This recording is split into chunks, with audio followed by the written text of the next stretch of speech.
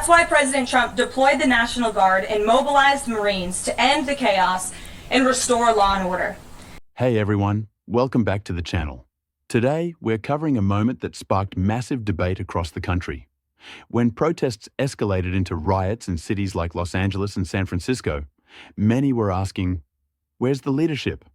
California's own Governor Gavin Newsom and LA Mayor Karen Bass came under heavy fire for what critics called a total failure to protect their citizens. And while the chaos grew, President Trump made a move that shocked the nation, deploying the National Guard and even mobilizing the Marines. Now, the big question is, was this decisive leadership, or was it federal overreach? To really understand what went down, let's start by hearing directly from the White House. Here's a clip from Press Secretary Karoline Leavitt explaining why the National Guard was deployed. Democrats like Governor Gavin Newsom and Mayor Karen Bass shamefully failed to meet their sworn obligations to their citizens. They didn't have the courage to do the right thing and protect law-abiding Californians from rioters. That's why President Trump deployed the National Guard and mobilized Marines to end the chaos and restore law and order. The administration's operations to arrest illegal aliens are continuing unabated. Some say the response was too far. Others call it long overdue.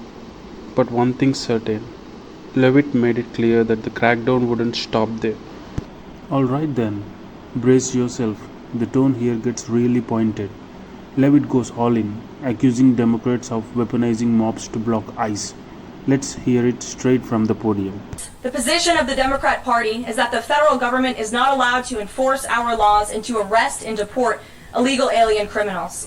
They're attempting to use a violent mob as a weapon against their own constituents to prevent the enforcement of immigration law. This is deeply un-American and morally reprehensible. President Trump received That's heavy accusation, calling Democratic opposition to federal immigration enforcement morally reprehensible. It's clear the administration is positioning itself as the only side willing to take action, even if it means stirring political controversy. President Trump promised to carry out the largest mass deportation campaign in American history, and left-wing riots will not deter him in that effort.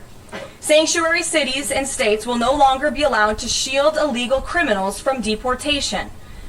As violence escalated on the streets and the national debate over immigration grew more heated, the Trump's administration doubled down, launching what they describe as the largest mass deportation effort in US history.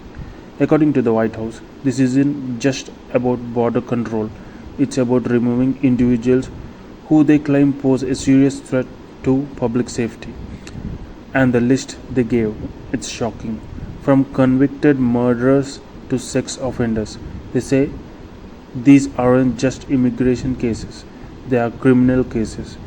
And under Trump's orders, sanctuary cities will no longer be able to shield these individuals. At some of the illegal monsters who were taken off the streets in Los Angeles in recent days. A Vietnamese national and known gang member with a conviction for second-degree murder.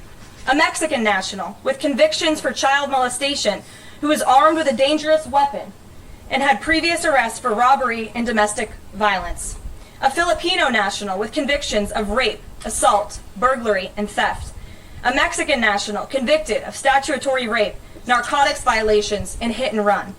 A Nicaraguan national with convictions for domestic violence and hit and run, and a previous arrest for willful cruelty to a child. And an illegal alien from Mexico who was arrested after allegedly throwing a Molotov cocktail at law enforcement officers during the Paramount riots on Saturday. He is now being charged with attempted murder.